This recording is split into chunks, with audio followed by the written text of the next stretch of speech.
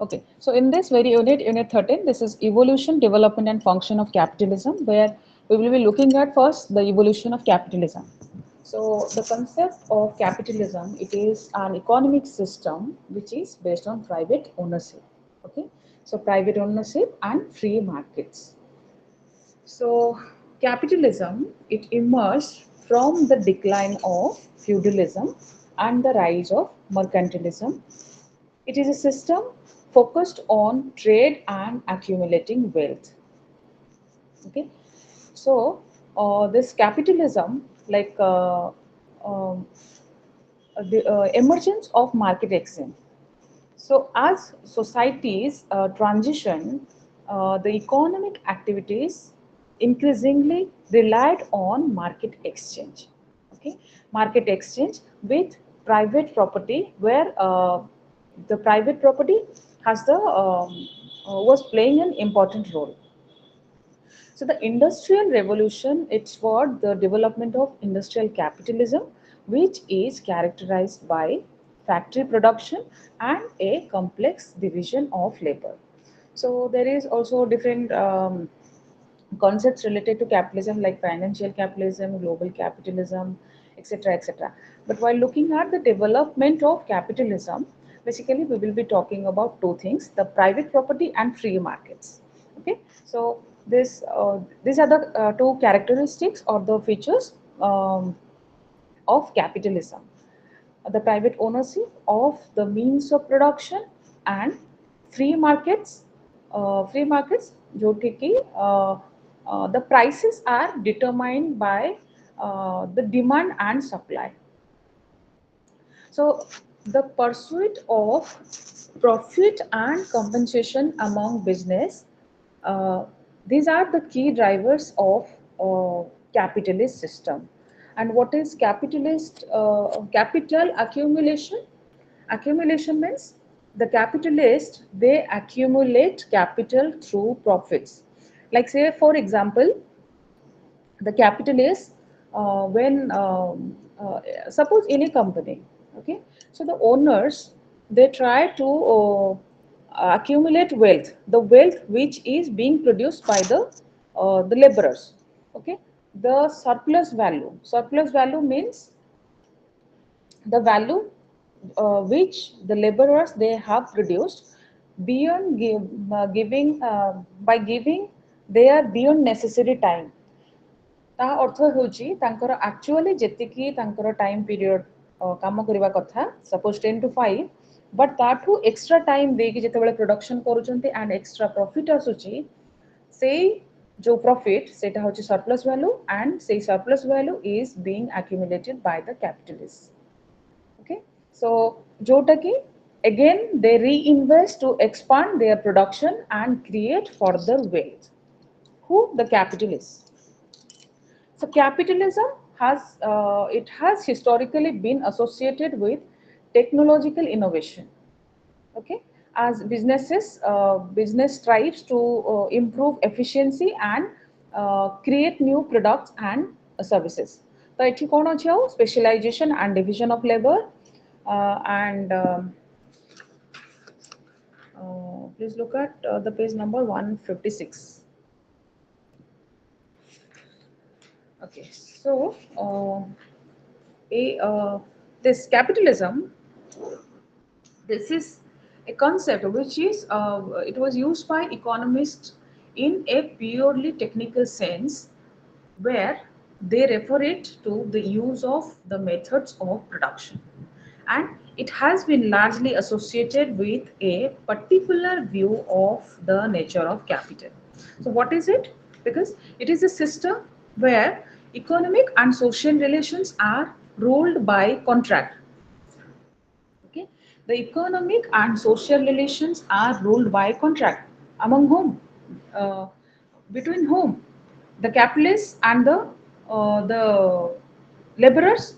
So where men are free agents in seeking their livelihood, and where legal compulsions and restrictions are absent. So thereby capitalism is made virtually synonymous with a regime of laissez-faire, which means the free competition. So in the page number 156, it is capitalist. While looking at the historical interpretations of capitalism, first is we will be talking about capitalism as a spirit of enterprise. This is in 155. Okay, so capitalism as a spirit of enterprise. Yeah, this idea is given by or is popularized by Werner Sombart. Wernersombart. Werner Sombart. The idea of spirit of capitalism as a spirit of enterprise. Basically, mainly he sought the essence of capitalism not in any one aspect of its economic anatomy or its physiology, but in the totality of those aspects as represented in the gist or spirit that inspired the life of a whole epoch. I will explain that. This. So here he traced basically the origin of capitalism in the development of states of mind. And hence what happened? Human behavior is conducive to the existence of those economic forms and relationships which are characteristics of the modern world. So, this capitalism, when we talk about it as the spirit of enterprise, basically we are talking about the pursuit of profit and the freedom to innovate. So, it encourages the individuals, then business to identify the opportunities, then take risks and create value in exchange for financial rewards. Okay, so the capitalist as a system of enterprise, uh, this spirit is about what? Creativity, competition, or self motivation. So, the entrepreneurs motivated by the potential for profit, or they develop new products, then services, technologies, which will foster their economic growth. Okay, so uh, uh, then the next it is capitalism. Also, one more thing to add. So this spirit of enterprise, it is basically the dynamic mindset of the entrepreneurs and the investors, those who take risks to develop new products or services or technology. So what are the characteristics of this? This is creativity, then ambition and adaptability. So unlike traditional economic models, it emphasizes on stability. Then capitalism thrives on disruption and progress, and rewarding those who can foresee and capitalize on changing market conditions. So there two of the thinkers they will come, Max Weber and Schumpeter, which we will discuss in the later part of this unit. Okay, so while Weber, he has defined capitalism as present wherever the industry. The definition is there. You can also check. Basically, he used the spirit of capitalism to describe that attitude which seeks profit rationally and systematically. So Weber's approach we will be discussing later after 5 or 10 minutes. Let's now talk about the second aspect, that is capitalism as a commercial system. Okay, it's in page number 156. Capitalism as a commercial system. So this notion it identifies capitalism with the organization of production. Okay, because we are talking about commercial system. Okay, so here this identifies capitalism with the organization of production for a distant market. Okay, so however, the regime of the early craft guild, where the craftsman sold his products uh, retail in the town market, that would presumably be excluded by this definition. So what is it? What does it mean? Here, capitalism, when we say capitalism as a commercial system, it basically revolves around the private ownership of the means of production. Okay, private ownership of the means of production and the pursuit of profit through market-driven exchange. So what happens in this system? The business operates to produce goods and services which are sold in competitive markets. Basically, we are talking about commercial system. ତାର କ'ଣ commercial system କଥା ଯେତେବେଳେ କହୁଛେ basically କେମିତି organization ହଉଛି production ର organization ଟା କେମିତି ହଉଛି the act of production and retail sale এই কথা তো ଆମେ କହୁଛେ ନା capitalism as a commercial system. So the prices of these goods which are being produced and services are determined by the supply and demand. जो rate रे demand and लोगों को demand आसिबो सेही हिसाब रे supply हेबो. So with minimal government intervention. So capital including money and resources is invested to generate returns and production is organized which is based on profit motives. Okay. So this is capitalism as a commercial system and commercial transactions, these are central to capitalism which foster an environment uh, where business and individuals trade goods and services and labor for financial gain. So a system is what happens in the system? The system encourages efficiency, innovation, entrepreneurship with the expectation that competition will lead to lower prices, higher quality and technological advancement. Okay. So however, capitalism can also lead to inequality and exploitation as wealth is often concentrated among only the owners of the capital. Okay. ଜଣଙ୍କ ହାତରେ ରହିଲେ କ'ଣ ହବ? So there will be disparities in income and power. Okay. So this will lead to inequality and exploitation. Okay. So next concept in page number 156. This is capitalism as a particular mode of production. Capitalism as a particular mode of production. So first of all, what is mode of production? Modes.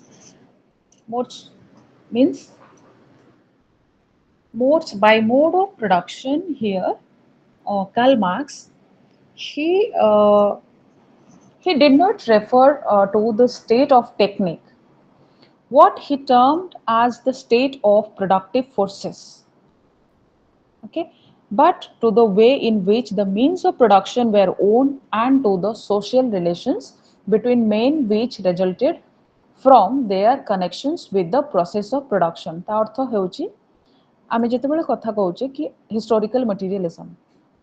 Okay, historical materialism, basically here Marx is talking about the history. History means the society. What are the types of society? Okay, history we are talking about the past records.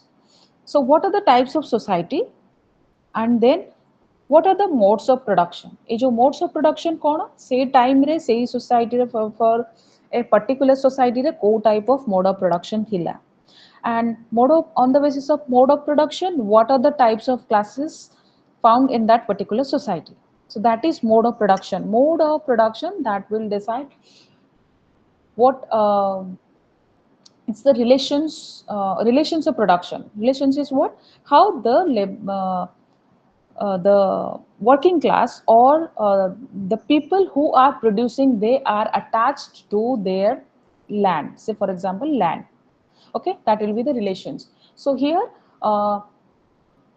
capitalism was not simply a system of production for the market, but it is a system of commodity of production, which is according to Marx. So it's a system under which the labor power had itself become a commodity. It's written somewhere else. The labor power had itself become a commodity and it was bought and sold on the market like any other object of exchange. Okay, so capitalism as a particular mode of production, it refers to an economic system where the production of goods and services is driven by the private ownership and profit motives and market competition. Okay, so in this system, the means of production kona means money, the factories, the land, the capital, these are owned by private individuals or the corporations rather than the state. So, the primary goal, the primary goal, ଏଠି primary goal कौन ହେଇପାରିବ? To generate profit through the exchange of goods and services. Where? In the competitive markets. So, here who plays an important role? The laborer. Kemiti? Because as workers, they sell their labor to the business owners in exchange for the wages. Okay, so the surplus value that will be created by the workers, but tara profit kahaku jibo to the capitalists. Okay, so capitalist mode of production is characterized by the constant reinvestment of profits, technological innovation, and a focus on maximizing efficiency, which is often at the cost of the worker welfare and the environmental sustainability. Okay, so this is the third concept. Let's now talk about the fourth one. This is reflections on the origin of capitalism. Okay, so reflections on the origin of capitalism. This is in page number 157. Okay, okay. Both Sombert's conception of the capitalist spirit and a conception of capitalism as primarily a commercial system share in common certain lacunae. He basically what he says, Sombat, his conception of capitalist spirit and capitalism, Jotaki, revolves around the idea that capitalism is not merely an economic system. Okay, capitalism is not merely an economic system but also a cultural and psychological force which shapes the behavior and values of individuals within that particular society. Okay, so here regarding the capitalist spirit, somewhere he has mentioned yes, yes, this is this line, the further difficulty attaches blah blah. So here he mentioned capitalist spirit. So for Sombat, ତାଙ୍କ ପାଇଁ capitalist spirit କହିଲେ କ'ଣ ବୁଝାଏ? First of all, capitalist spirit କହିଲେ, according to Sombat, what does it mean? It refers to a particular mindset. Okay, particular mindset or a set of values that prioritize profit, then individualism and rational calculation. So, a capitalist spirit or this spirit which is rooted in the pursuit of wealth and economic success, where the drive for personal gain leads individuals to engage in entrepreneurial activities, innovation, and market competition. So here, his what he says regarding capitalist spirit, that it emphasizes the importance of efficiency, then foresight, and the willingness to take risks.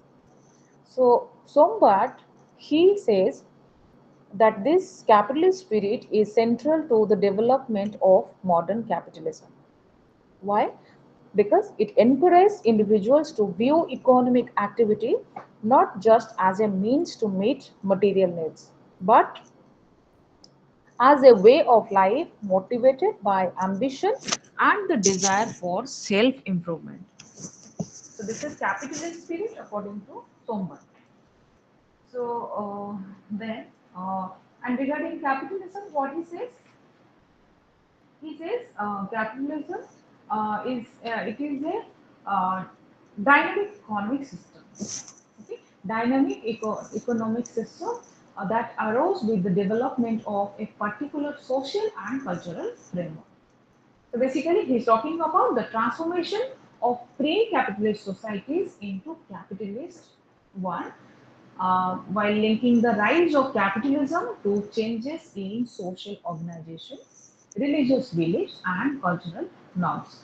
So, um, the transition to capitalism the transition to capitalism was influenced by the emergence of a merchant class, the Protestant ethic, and the intellectual changes of the Renaissance.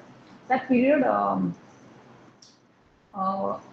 then overall, what here Sombat is trying to talk about the conception of capitalist spirit, which emphasizes that capitalism is more than an economic structure.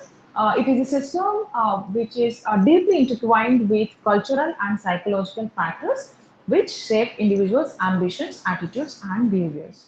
Okay, so this was Sombat's conception of um, capitalist spirit. Okay, let's now talk about um, the next concept. Uh, here one of the boxes there, Protestantism and capitalism. It's in page number 157. What is it? Protestantism and capitalism. So this is here the relationship of between Protestantism and capitalism. जोटा कि particularly in the work of Max Weber. Okay, so in his famous book, The Protestant Ethic and the Spirit of Capitalism, जोटी कि mainly तांकर argument होचे the aspects of Protestantism, particularly Calvinism, that played a significant role in fostering the development of modern capitalism.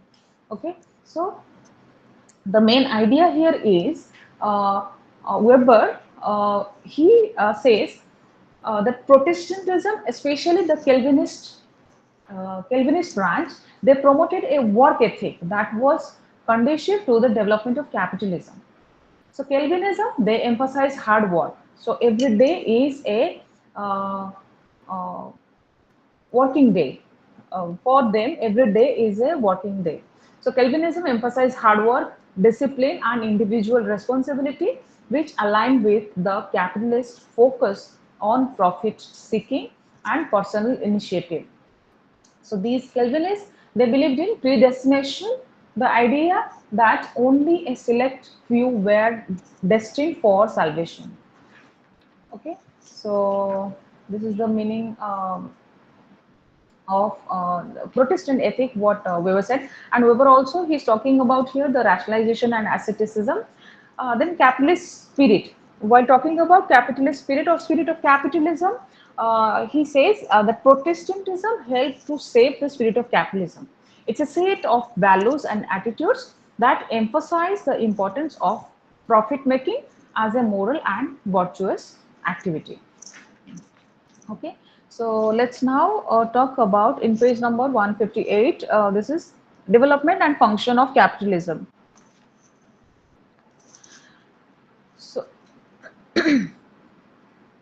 so here the first is the stage of capitalism. So the main work of Marx carries this title that is this is in the second paragraph of this page. Okay, so the main work of Marx carries the title Capital. Marx spent many years of his life on the analysis of capitalism because he was convinced that a thorough theoretical understanding was needed in order to facilitate the practical critique of capitalism, its overthrow by the proletariat. जोटा कि काली already most story रे कहिछि कि how uh, uh, the proletariat, when they are becoming uh, from class in itself to class 4 itself, ଯେତେବେଳେ class 4 itself ଉପରେ ତାଙ୍କର consciousness ଆସୁଛି, when they are having the class consciousness कि हमको class 4 itself हेबार अछि, then they are trying to do what? They are trying to bring a revolution in the society. जो revolution through रे ସେମାନେ कौन चाहुଛନ୍ତି कि capitalist को totally capitalist ମାନଙ୍କୁ society row throw out करदवा, so that society रे गोटे आ गोटे society आसीबो जोटि कि stateless or headless society हेबो. Okay, so here the development of capitalism, when we talk about the stages of capitalism, the development of capitalism, it can be understood with some stages. So each marked by the changes in the economic practices, social structures, and political frameworks. So what are these stages, which are based on different criteria? So first is here it's not mentioned here. Uh, Still, I'll give. I'll say in brief. Now, the first is what are the stages? First is the mercantile capitalism, jotaki from 15th to 18th century, which is mainly characterized by trade-based wealth accumulation. Okay, so it is trade-based. Wealth accumulation. What was the main feature? Main is the development of banking system and early forms of financial market. Okay, so next is industrial capitalism, late 18th to 19th century. It is the stage which emerged with the industrial revolution, and mainly it is characterized by mass production and the rise of factory based labor, the growth of working class and urbanization, etc., etc. Then comes the monopoly capitalism, which is the late 19th to early 20th century. Okay, so this stage is characterized by mainly the rise of monopolies and giant corporations, or increased government regulation and the establishment of regulatory bodies. Okay, and the fourth is the state managed or the welfare capitalism, which is in 20th century, characterized by the expansion of social welfare programs, etc., etc. And then comes the global or financial capitalism, late 20th century to present. So at this stage, this is being characterized by the global supply chains and outsourcing of production to low-wage countries. Then growth of financial market, investment bank, then multinational corporations, etc. And the last is digital or network capitalism, जो कि 21st century it is emerging and mainly characterized by the digital capitalism, the dominance of tech companies or the digital platforms that control vast amount of data. So the rise of automation, AI, or the sharing economy, etc., etc. So these are the stages of capitalism. And then let's now talk about the second one. This is political economy of capitalism. This is in page number 158, political economy of capitalism. So it basically refers to the interaction between economic system, political structure, and social institutions in a capitalist society. When we talk about political economy of capitalism, that means we are talking about the interaction between the economic system, political structure, and the social institutions in a capitalist society. Okay, so here the idea is to see how economic practices and principles influence and are influenced by political power, governance, and policy decisions. So, in this context of capitalism, basically the focus is on how wealth is produced and how wealth is distributed and how wealth is controlled and how political institutions and power relations shape economic outcomes. Okay, so so there are some key aspects in political economy of capitalism, that is private property owners and ownership, state and governance, market, then there is class structure and power relations, capital accumulation, globalization, imperialism, neoliberalism, etc., etc. So these are the concepts which is attached to this particular concept. So next is next is in one page number 159. This is commodity production and capitalist production. Sorry. So it is the first characteristic of capitalist economy, which is that it is a form of commodity production, that is production for sale or production for the market. Okay, so commodity production and the capitalist production, these are both the key concepts to understand the dynamics of capitalist economics. Okay, so commodity production and capitalist production, which helps us to understand the dynamics of capitalist economies. So while both involve the production of goods and services for exchange, they differ in terms of their organization, in terms of their purpose, and in terms of the social relations. Okay, so firstly, what is commodity production? Commodity production,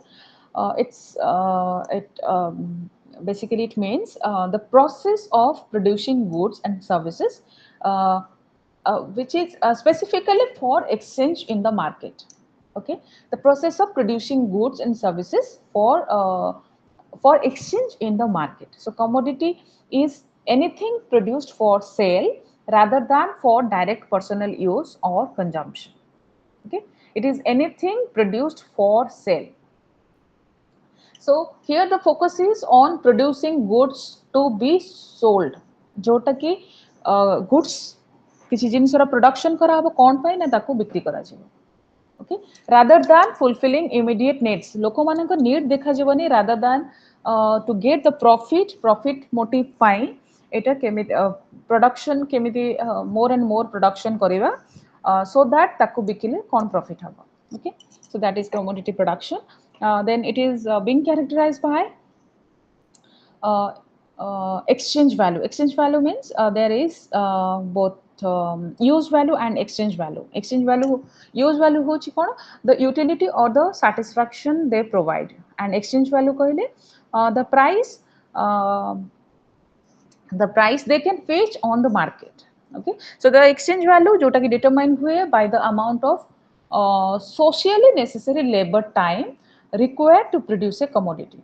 Okay, so this is the first characteristics, and then second is labor. Labor means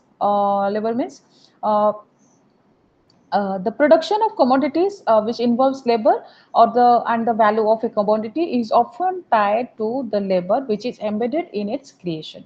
So labor power kon eta hochi gote key element jota ki determine kariba what will be the value of the commodities. Okay, particularly this is in classical Marxian sense. And the next is market dependence. So these are the concepts, or these are the characteristics of the commodity production. So next is capitalist production. What is it? Capitalist production koile kon bujhaye? First is it is a type of commodity production which is driven by the goal of profit accumulation. Okay, and capital growth. We are talking about capitalist production. The तार main goal होचे profit accumulation and capital growth. So here it is characterized by the private ownership of the means of production. Means of production कौन के factories hella land machinery etc etc. The private ownership of the means of production and the employment of labor to create commodities that are sold for profit, that is capitalist production. So a capitalist production raw, what are the specific features? First is private ownership of the means of production, then surplus value and exploitation, then profit motive, capital accumulation, competition and market forces, etc., and social relations. So here, lastly, we'll be talking about what is the distinction between commodity production and capitalist production. Okay so mainly এই দুইটার গোল কোন first হচ্ছে commodity production র গোল হচ্ছে exchange of goods for use or trade in local economies. Okay, जोटा कि capitalist sense रे देखिबा को गले प्राइमरी गोल होची accumulation of profit through the production and sale of commodities. Okay, and commodity production re ownership goes to the small scale decentralized or household based ownership, but here in capitalist sense it is ownership goes to the large scale or private ownership. Okay, so the factory, the machinery, etc. And while talking about the market orientation, commodity production, raw market orientation kona, okay, goods produced for exchange, but it may also be for self consumption. While in case of capitalist production, market orientation kona, कि the goods are produced with the sole intention to sell for profit on the market. This is only for profit, profit, profit. Okay, so next is in terms of surplus value. When we talk about surplus value, ये जो commodity production raw, there is no inherent creation of surplus value or exploitation. But in capitalist production, there is the bourgeois or the surplus value jota ki created by the laborers, and the profit or the surplus value that will only goes to the capitalist. Okay, so these are the distinction between capitalist mode of production or capitalist production and the commodity production. And let's now talk about the next concept. This is it's in page number 161. This is expansion of markets and production.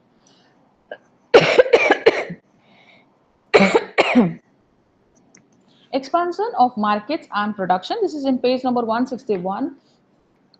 So here the first concept is the production of surplus value. Surplus value, as you already know, it is the profit which is being accumulated by the capitalists. So with the market for commodity production expanding and with a minimum of capital in the hands of a class of owners of the means of production and with a sufficient number of workers ready to be hired on the labor market, capitalist production can develop. It's written here.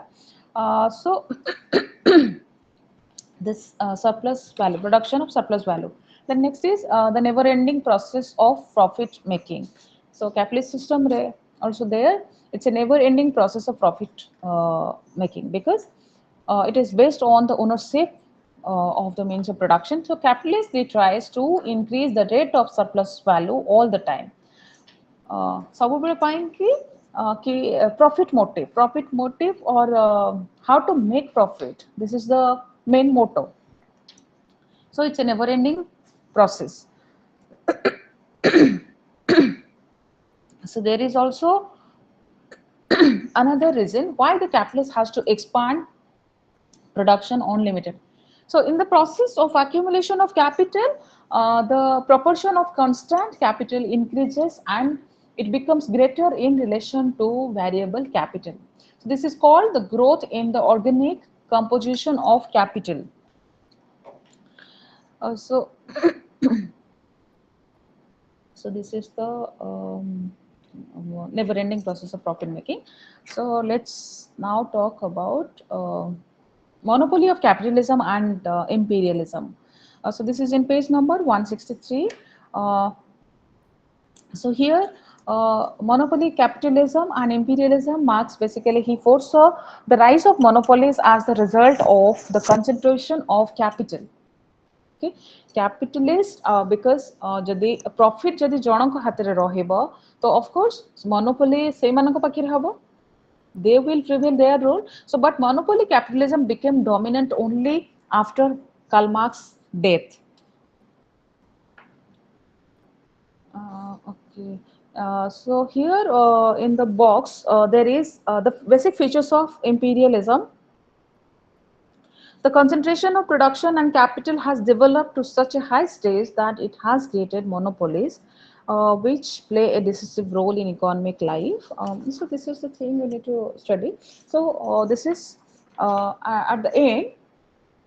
So basically here in this unit we have seen how the the concept of capitalism, how it's about evolution, development, and the function of capitalism.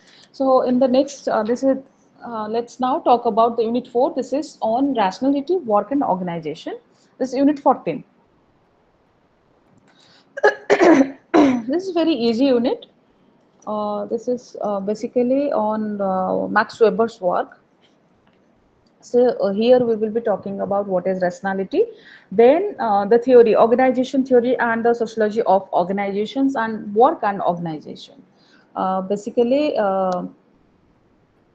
Max Weber's work.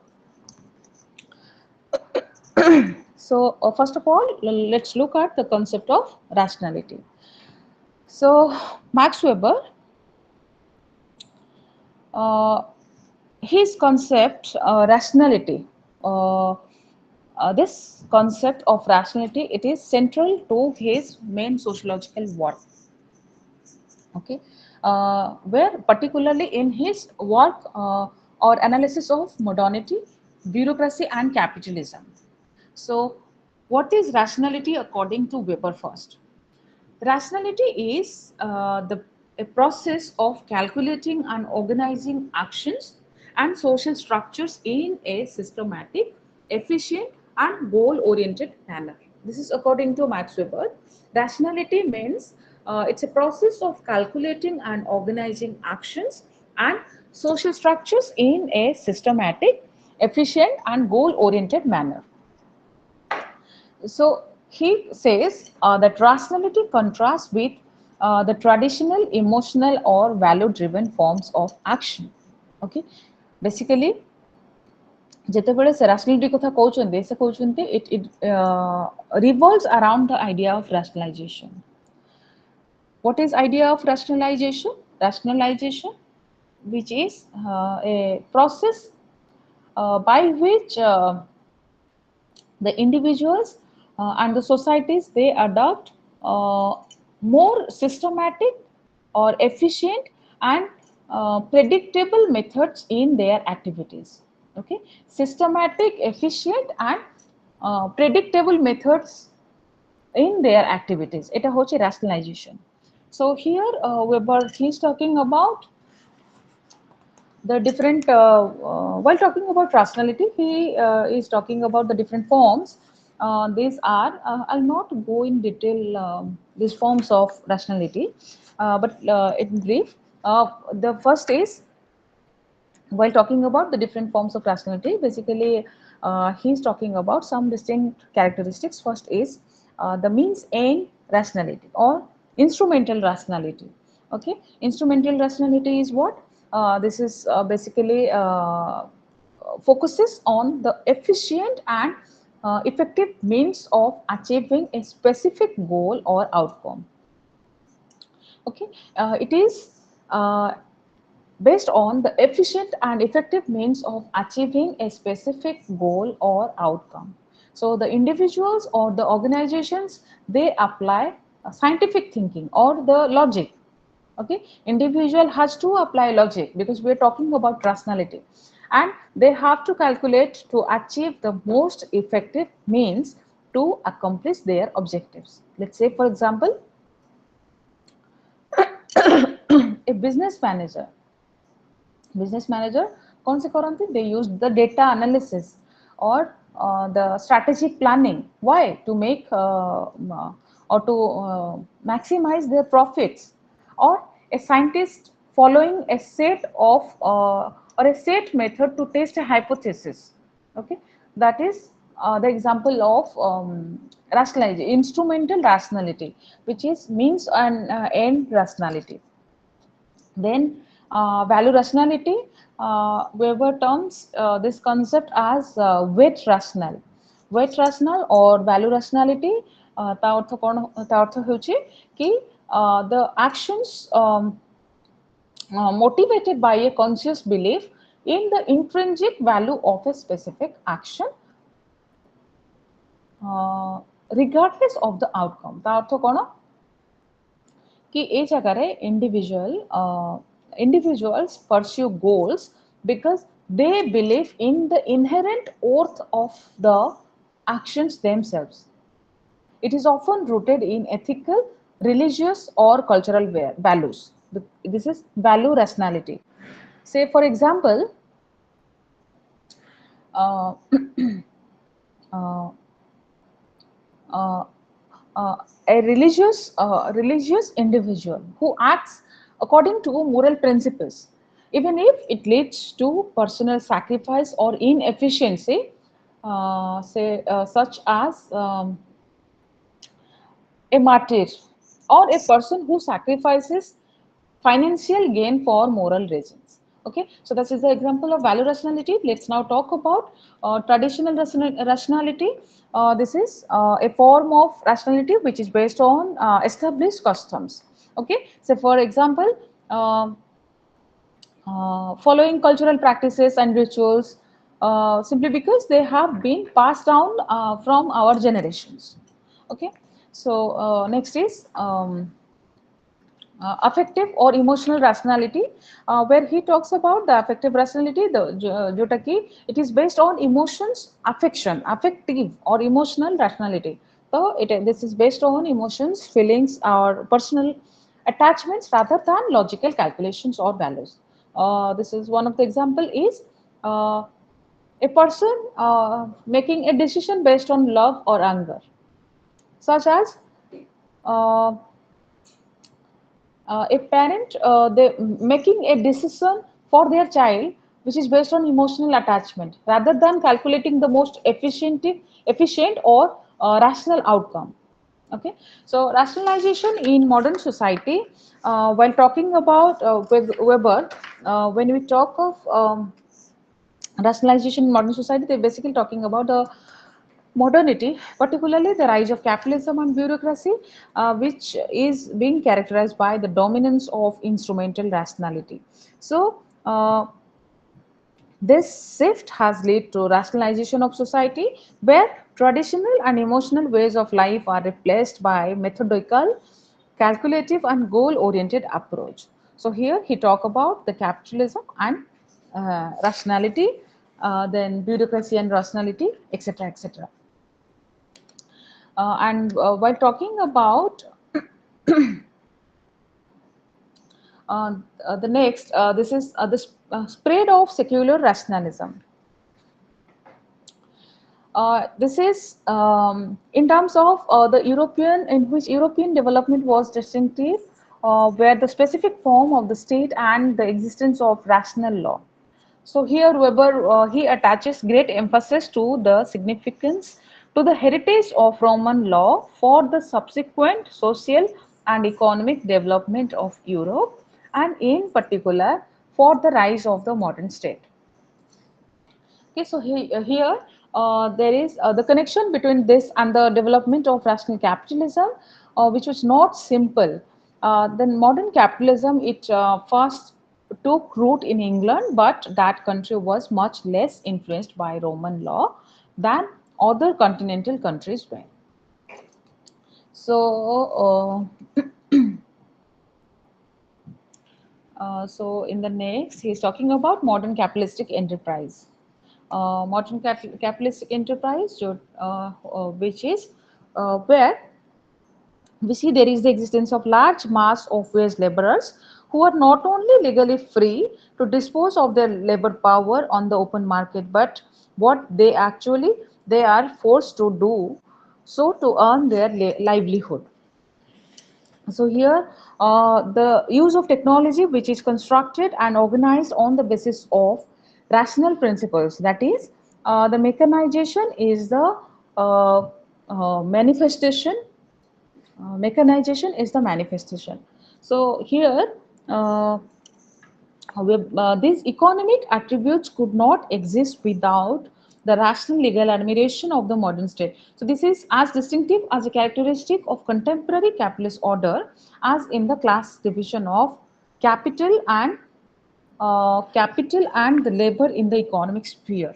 So in general terms, political organizations, they are classified in the same way as economic enterprise in relation to whether the means of administration are owned by the administrative staff or are separated from their ownership.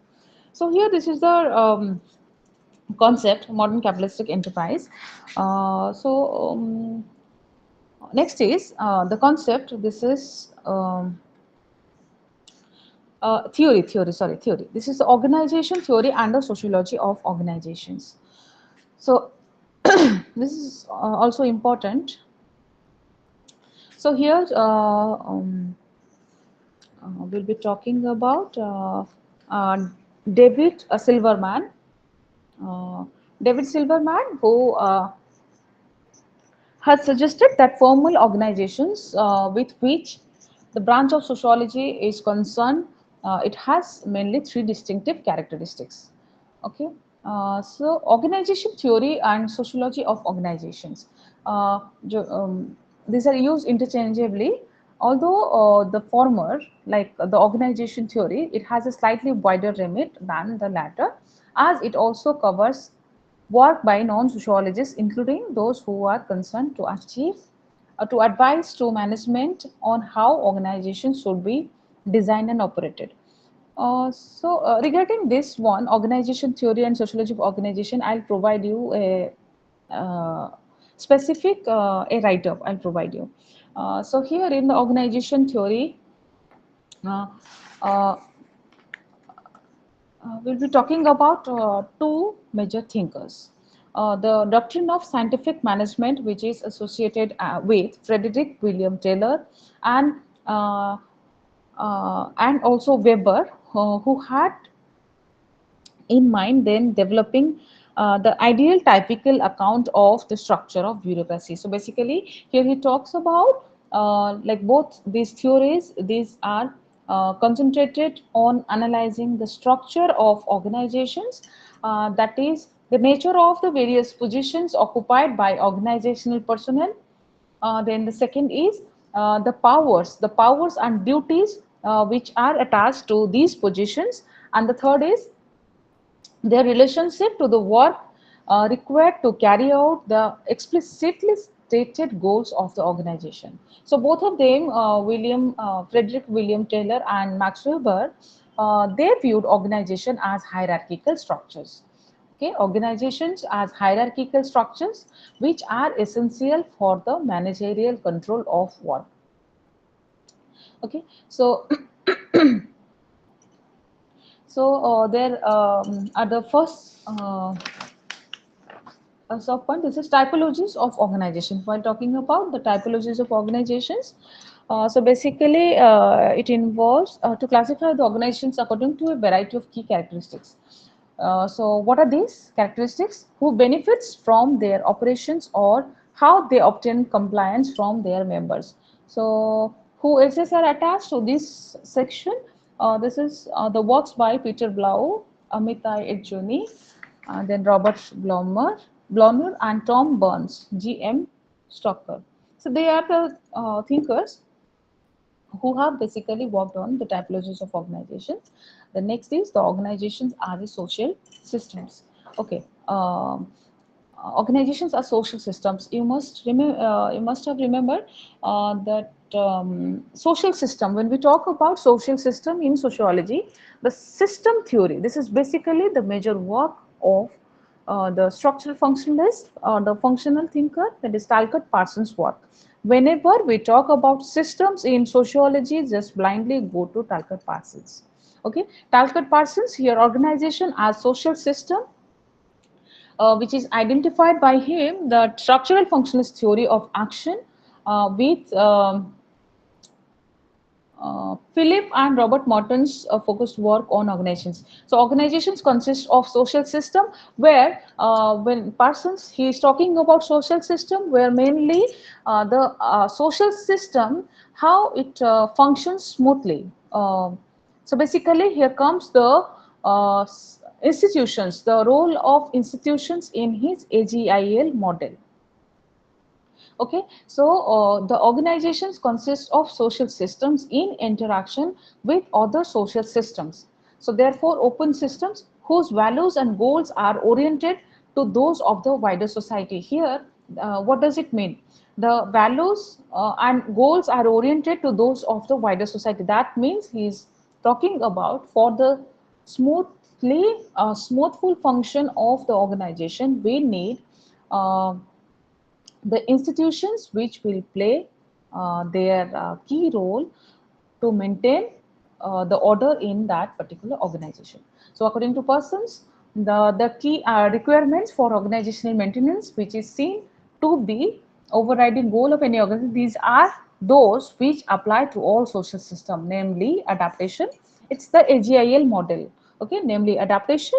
A for adaptation, G for goal attainment, I for integration, and AGIL for latency or pattern maintenance or value maintenance.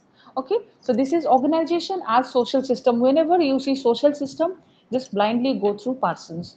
Okay, then comes organization as empirically contingent structures.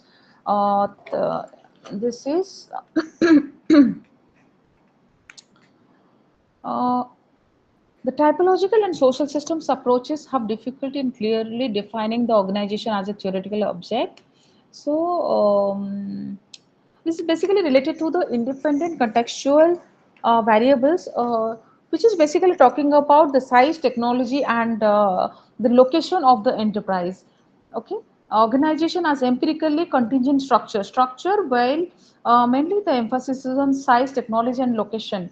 And then the organization has structures of action. So structures of action, basically we are talking about here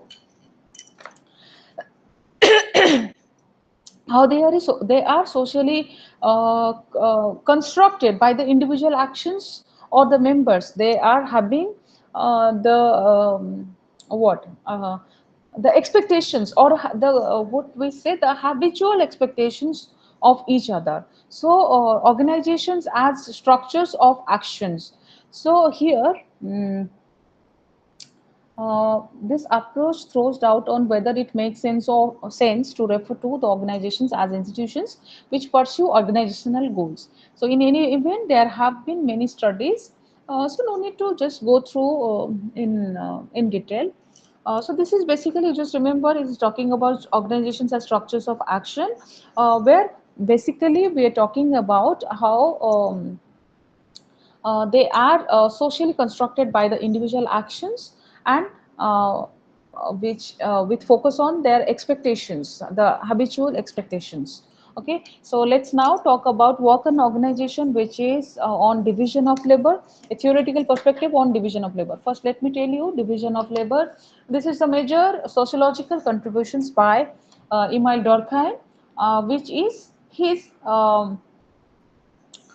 PhD thesis. Okay, PhD thesis which he has published in the year I forgot actually. Uh, Division of labor. It is his major work. And here, theoretical perspectives on division of labor. We will be focusing on Karl Marx analysis. First. Uh, in his analysis of bourgeois society, where he is basically talking about the two directly related but partially separable sources of alienation. Alienation process term, which I explained Koribi in the last unit. This is alienation process. Okay. The first of these is alienation in the labor process, in the productive activity of the worker, and the second is alienation of the worker from his product, that is from control of the result of the labor process. So I'll be explaining alienation in the very last unit. Then you will understand. Just now, right now, just remember alienation means, it means separate from or estrangement from, মানে কাহাକୁ alienate করে ରଖିବା, something alienation from the product, ତା ଅର୍ଥ ଆମେ ସେଇ product ରୁ ଆମକୁ କେମିତି ଅଲଗା ରଖାଯିବ. Okay, so estrangement from or escape from, etc., etc. So I'll be talking in detail the process of alienation. I'll give you a big example. So here for the here also Marx concept of alienation. So basically there are four types of alienation, like how the proletariat or the workers, they are getting alienated from the four process: alienation from the production, and alienation from the process of product, then alienation from their fellow human beings, then last is alienation from the self. Okay, then we'll be talking about Giddens. Giddens, what he says,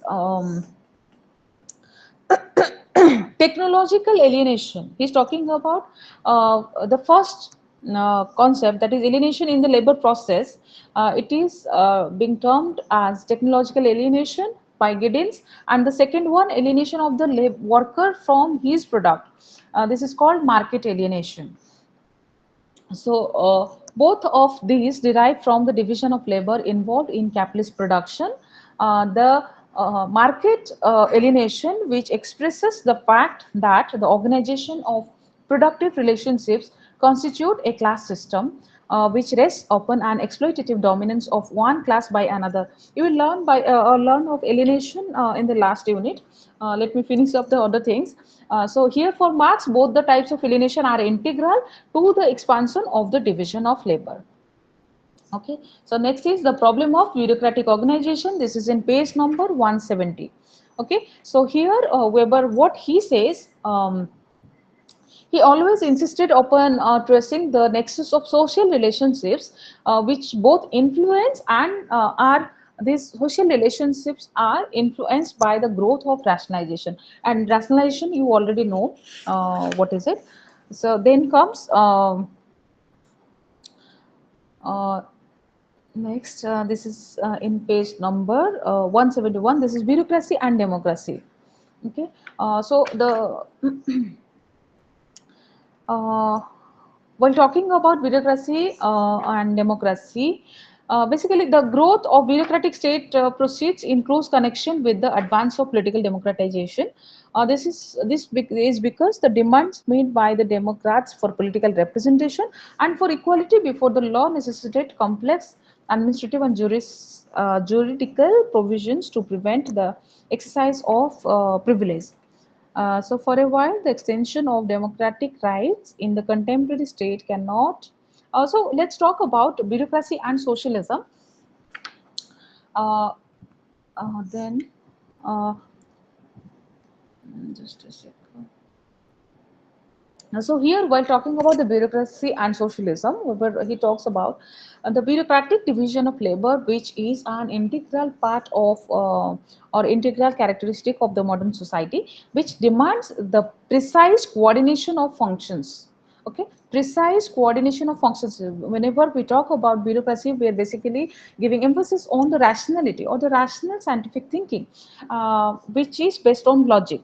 So the formation of a socialist state, this would entail a considerably high degree of bureaucratization, since it would place a wider range of administrative tasks in the hands of the state. So mainly Weber कौन से question थी कि socialism, uh, the Weber's primary objections to socialism concern the bureaucratic ramifications which it would entail. Those offers another example of the characteristic dilemma of modern times. So those who seek to set up a socialist society, they act under the vision of the achievement of an order in which political participation and self-realization will go beyond and circumscribed from a form of party democracy found in capitalism. But the result of the impetus of to be bureaucratic, his vision can only be in the direction of promoting the bureaucratization of industry and the state, which will in fact further reduce the political autonomy of the mass population. So basically what he is trying to say is in the last line, just you can see. The result of the impetus to bureaucratize his vision can only be in the direction of promoting bureaucratization of industry and the state, which will in fact further reduce the political autonomy of the mass population. So then comes the modern features of bureaucracy, which Jotaki, uh, it's a much higher level of rational specialization than patrimonial organizations, which is even more resistant to any attempt to rise the society from its grave. Then, in the last section, uh, okay, this is okay. Somewhere it's mentioned in the box about division of labor. So basically, division of labor, when we talk about division of labor, basically we are talking about division of labor. That means the specialization of occupations. So, say for example, now what is it? Specialization of occupations. For example, mm, Okay, being a student, you have the duty to write the assignment or to study. ना कि तुमने study करिवो सेतिकी अछि being a student, ना कि तुमको दिया जिवो कि जांके you will do the electrician's job. No, the electricians, those who have the specialization in electrician things, he will be the electrician. Okay, so specific on the basis of their specialization, they are being devised. Okay, division of labor is being devised on the basis of their standard specialization. Okay, so this was the thing. Then comes the next that is unit 15. Okay, we are running short of time. Oh, we have 3 more units. Okay, so unit 15, this is entrepreneurship and capitalism. So basically here we see what is the meaning of entrepreneurship, then what is the theoretical background of entrepreneurship with special reference to Max Weber and Schumpeter, Joseph Schumpeter. Then, okay, so so basically here we will see how the in terms of when we talk about Weber, uh, we see how the Protestant ethos has provided a social condition uh, where entrepreneur achieved social acceptance, and it led development of capitalism, which was not available before the formation. So here let's first talk about the meaning of entrepreneurship.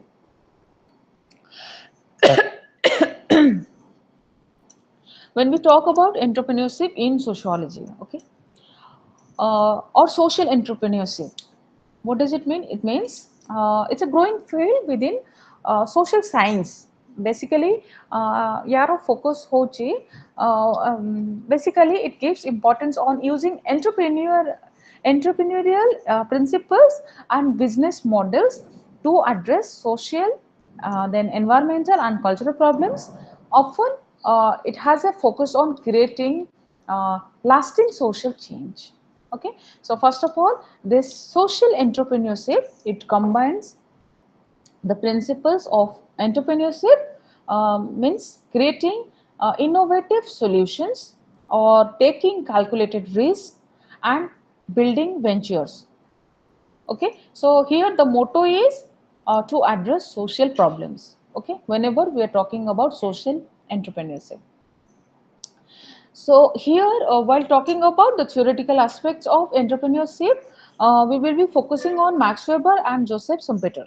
So they both, though they belong to sociology and economics, Max Weber is a sociologist and Schumpeter is an economist. They have contributed to develop theory to analyze entrepreneurship and its role in the development of capitalism in society. So here, first of all, Schumpeter, he paid attention on identifying the pre-scientific vision. Okay, so he made the task rather easier and assumed that entrepreneur merely a manager or circular flow development system. So far as Weber's ideas are concerned, it is difficult task to make an identification as his thoughts on entrepreneurship are often scattered in his all works. Okay, so we'll be here talking about in detail. Let's first talk about what are the contributions of Max Weber. So एठी जो theoretical background ଅଛି, theoretical background of entrepreneurship with reference to Max Weber and Schumpeter. Let's first talk about what is Max Weber's contribution or the theoretical background of Max Weber on entrepreneurship. Okay. So Max Weber, as a German sociologist, he explores mainly the relationship between entrepreneurship, religion, and the development of capitalism. Okay, he talks about entrepreneurship, religion, and the development of capitalism, where in his important work or the book, The Protestant Ethic and the Spirit of Capitalism, which is published in the year 1905. Okay, in this book, The Protestant Ethic and the Spirit of Capitalism, he's basically talking about what is the relationship between entrepreneurship, religion, and the development of capitalism. So, what he says that capitalism's rise in the Western Europe was closely linked to cultural and religious factors. What are these? This is Protestant ethics rather than just economic conditions. So, uh, capitalism ର ଯେତେବେଳେ ଇଭଲ୍ଭମେଣ୍ଟ ହେଲା କୋଉଠି western ୟୁରୋପରେ basically ସେ କହୁଛନ୍ତି co factor through cultural and religious factor is responsible ଯେତେବେଳେ capitalism ଆସିଲା ତା ପାଇଁ ରେସ୍ପନ୍ସିବଲ୍ ହେଉଛି କଲଚରାଲ ରିଲିଜିୟସ୍ ଫ୍ୟାକ୍ଟର୍ସ जोटा कि रेस्पॉन्सिबल जोटा कि होची Protestant ethics okay so regarding entrepreneurship and the Protestant ethic what he says he identifies that the Protestant values, okay, while talking about Protestant values, basically here in his work, Protestant Ethic and the Spirit of Capitalism, he talks about the Calvinists, okay. The Calvinism, they, what they do is they encourage hard work, okay, rational organization of life, etc. So these are the qualities which is being followed by the Calvinists. So these are essential for capitalist success. So the Calvinists, they believed in predestination, the idea that salvation was predetermined. So this created uh, anxiety among the believers, which leads to seeks the signs of God's favor. So economic success became seen as one such sign which motivates individuals to engage in disciplined work and investment. Okay, so here the entrepreneurs influenced the entrepreneurs influenced by this ethic, they reinvested profits rather than indulging in luxury, okay, rather than fostering or capital accumulation. Okay, so while talking about the capitalism, he talk about the rationalization, where he is basically trying to connect capitalism's growth to the process of rationalization, where he says that the traditional ways of life gave way to systematic, efficient, and predictable structures. So, what is his argument is that capitalism it thrived in societies which adopted the bureaucratic efficiency, or the legal rational authority and formal economic calculations. These are the characteristics of bureaucracy. Okay. So while Weber, when he acknowledged the role of the material factors like the industrialization, what is his emphasis? His emphasis was on the ideas and the cultural values which shapes the economic behavior. So basically, he contrasted his view with Karl Marx's materialistic perspective, okay, uh, which saw capitalism as purely driven by class struggle and economic forces. So Weber, he says how entrepreneurial spirit shaped by cultural and religious factors contributes to economic development. So basically, his work remains influential in understanding why capitalism developed differently across societies, emphasizing the role of ideas in shaping economic structures. If you remember his major work, Class Status and Party. Okay, so then we'll be talking about the contributions of Schumpeter. So Schumpeter, what is his theoretical stance on entrepreneurship? So Joseph Schumpeter, he is a renowned economist who made significant contributions to the theory of entrepreneurship, particularly in his book, The Theory of Economic Development. The Theory of Economic Development, which is being published in the year 1911. Okay, so Schumpeter, he viewed entrepreneurship. What is entrepreneurship according to Schumpeter? He says entrepreneurship is the driving force behind economic progress. Okay, entrepreneurship is the driving force behind economic progress. It emphasizes innovation, creative destruction, and economic cycles. So when he says that entrepreneurship is innovation, basically uh, he says this an entrepreneur is an individual who introduces new combinations of resources to create economic change. An entrepreneur, I repeat, an entrepreneur is an individual ଯିଏକି introduce କରନ୍ତି କ'ଣ the new combinations of resources to create economic change. So here he talks about uh, what are the types of innovations. First is because first is new products, like he introduces noble goods or services. Okay, then he talks about new production methods. That means uh, to implement more efficient or cost effective ways of manufacturing. Then the next is new markets, ତା ଅର୍ଥ କ'ଣ? To expand into previously untapped consumer bases. Okay, and the next is new raw materials, then new organizational structures. While talking about organizational structures, what does it mean? It means to innovate within business models or management systems. So for him, for Schumpeter, entrepreneurs are not mere business owners but the agents of change, who break away from traditional patterns and push the economy forward. Okay, so these entrepreneurs, while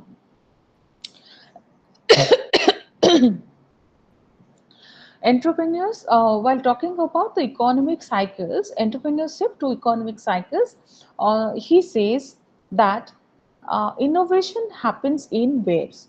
So when a breakthrough innovation occurs, it triggers economic expansion, which is followed by a slowdown as the market adjusts. So this cyclical nature explains the periods of rapid growth and recession in capitalist economies.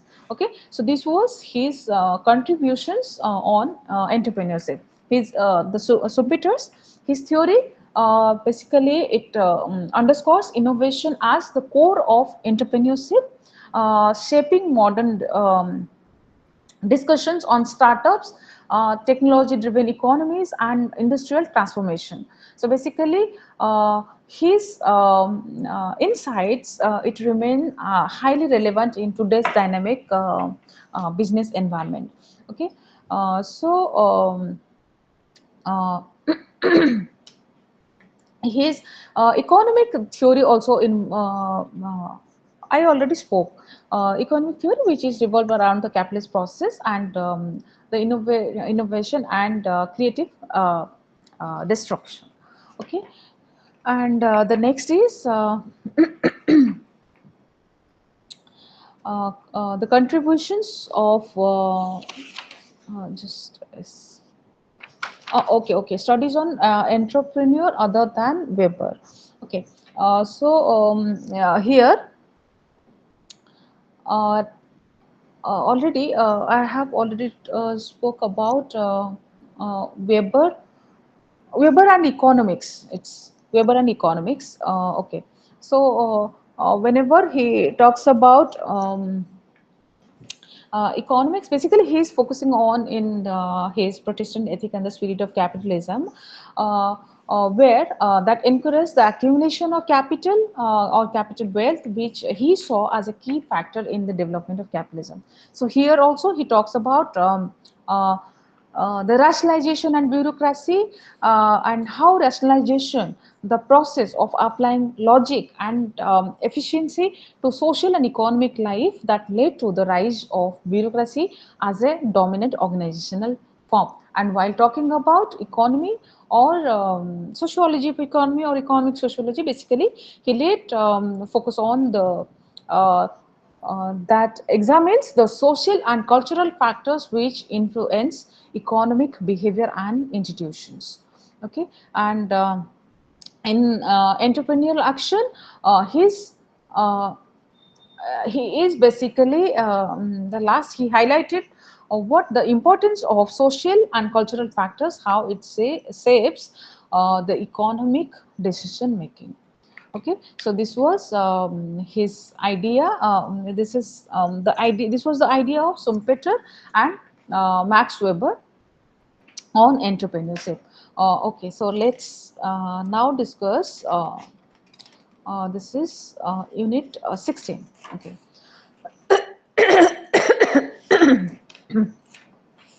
So here we will be. This unit is on freedom and liberty. Basically, here we'll be talking about Berlin's and the Republican theory, then the value of freedom and free states and free citizens.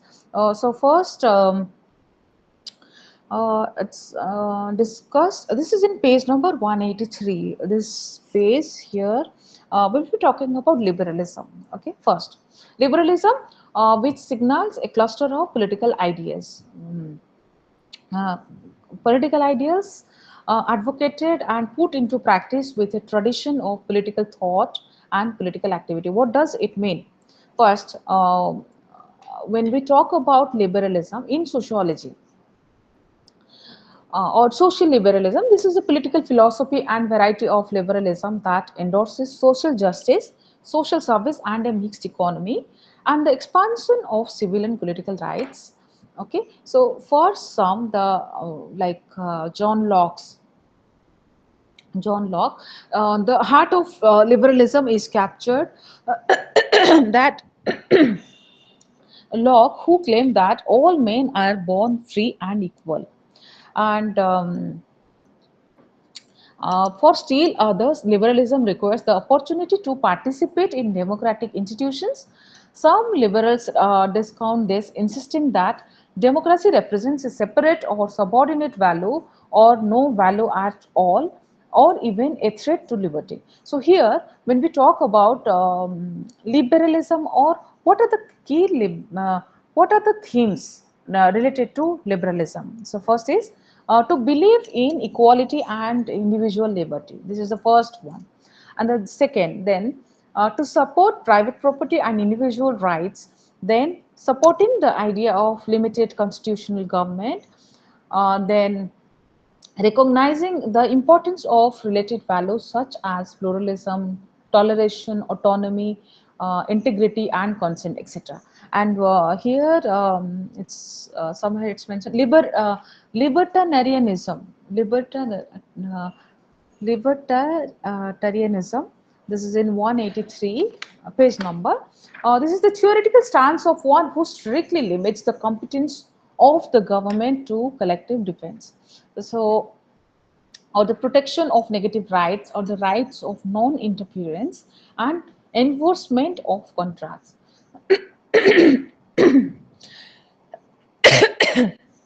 So this was the concept of liberalism and libertarianism. Let's now talk about Berlin's the Republican theory. So Berlin's, or Isaiah Berlin, he's basically a naturalized British philosopher and historian of idea, and he's also a political theorist. So his work, or his analysis, was heavily influenced by the rise of totalitarian regimes in 20th century, particularly the Nazism and communism, which used the rhetoric of positive liberty to justify their oppressive practices. So Isaiah Berlin, he is basically talking about the negative and positive philosophy. His work, it is influential in political philosophy, which prompts the ongoing debate about the nature of freedom and the limits of state power. So uh, uh, liberalism, when we talk about liberalism in philosophy, basically what we believe is the sphere of government interference that should be minimal.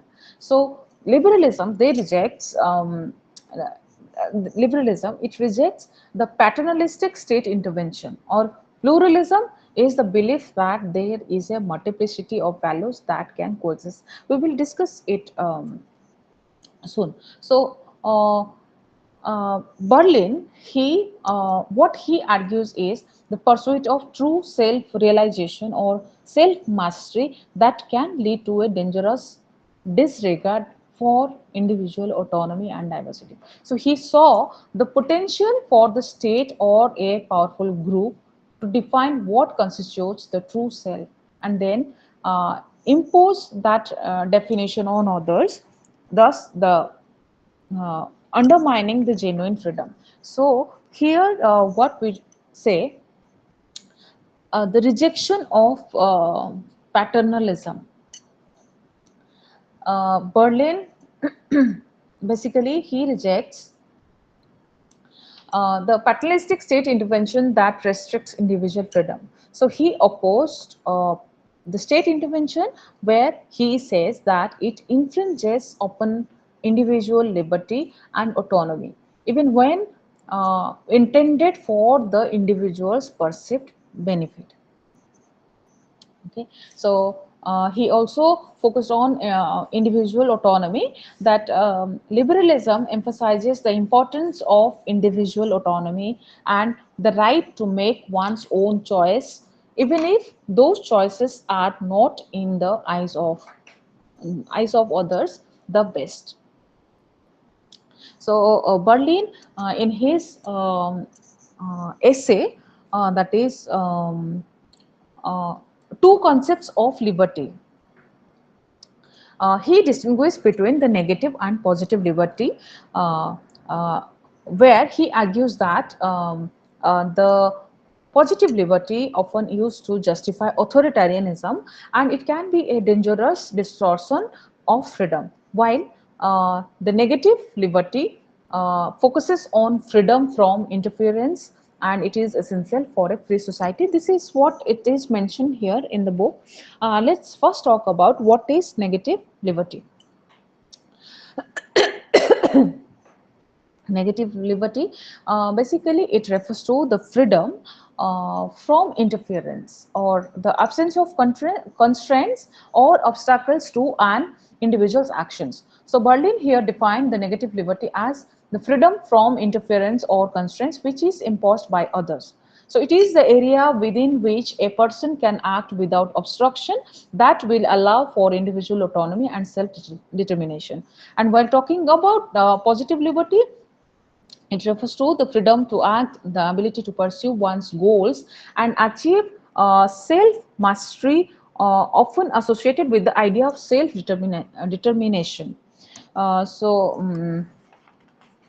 And Berlin, when we talk about the pluralism of values or the value of freedom, so here he believes that the importance of pluralism, he recognizes that there are multiple potentially conflicting values and the ways of life, and that no single vision of the good should be imposed on others.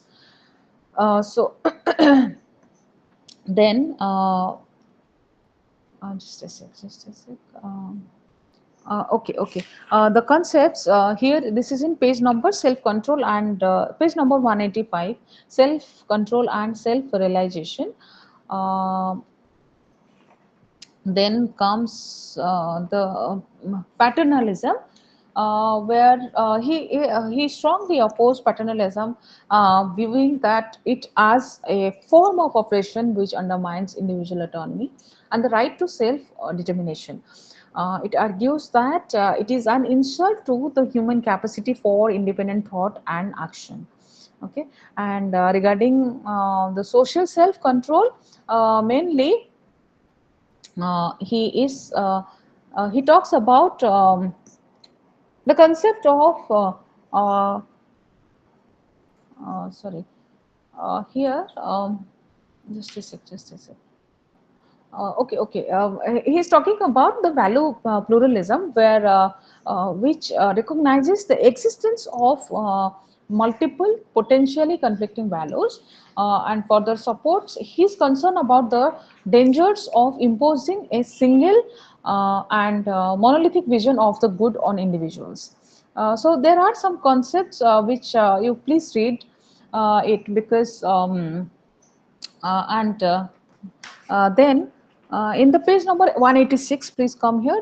This is value of freedom. This is very important. So while both Karl Marx and Max Weber, they recognized the importance of freedom, but their perspectives differed significantly. Like Marx, what he envisioned is freedom as liberation from capitalist exploitation and class oppression. While Weber, what he says, he focused on the importance of individual freedom within a rationalized and bureaucratic society that emphasizes the need for value freedom in social science research. Okay, and Karl Marx, he views on freedom that freedom is liberation. Then freedom is liberation, where he believed that true freedom could only be achieved through the abolition of capitalism and the establishment of a communist society where the means of production are owned collectively and there will be a stateless society.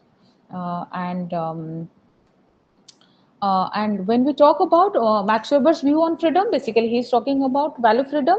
That means a value-free approach to our social science research that argues that sociologists should strive for objectivity and avoid imposing their own values on the research.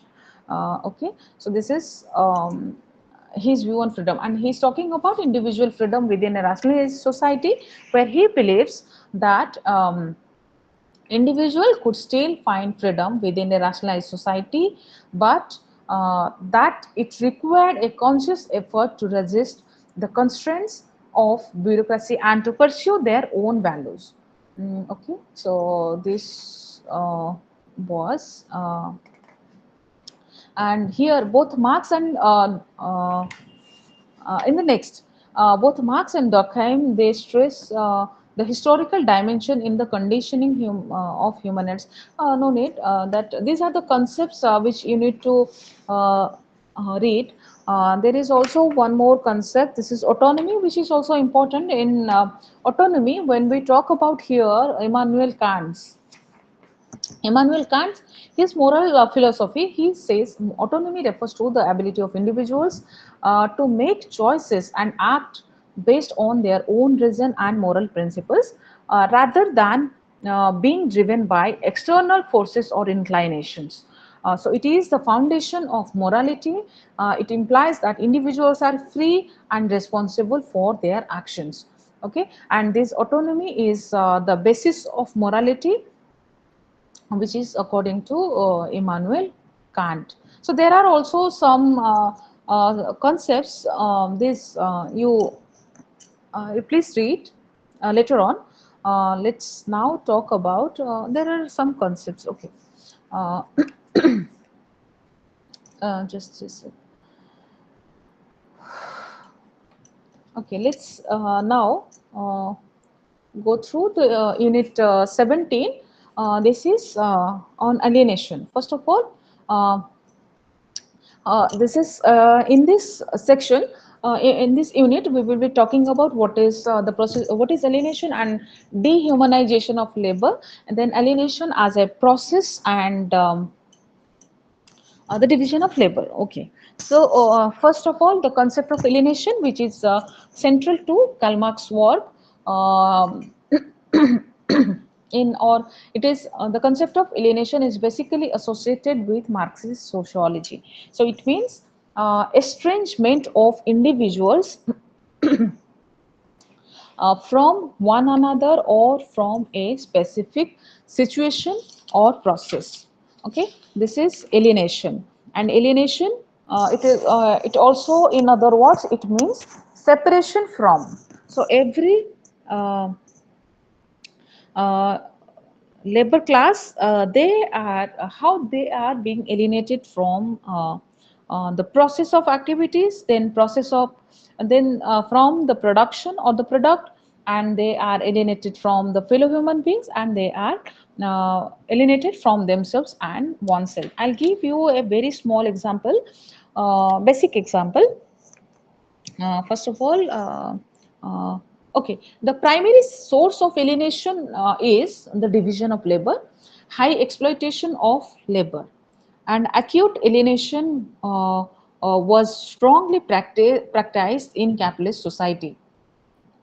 So, monopoly of capitalism, appropriation of surplus value, accumulation of private property, exploitation by the bourgeois had been the significant factors to promote class and class conflict. I will discuss. So, first of all, alienation. When we talk about alienation, first understand alienation. Uh, I'll give you one small example. Okay. Uh, First is alienation from the product. Okay. So, um, alienation from the process of production. So this is one example. Suppose, for example, a shoes factory, okay, Nike shoes. This is a study based on an MBA student on his work. So there are 215 specialists. They are having specialization in their own fields. Like someone will uh, get engaged in shaping the shoes, someone is engaged in lace making, etc., who are working as per their specialization. ସମସ୍ତଙ୍କର ନିଜର specialization ହିସାବରେ they are assigned some duties.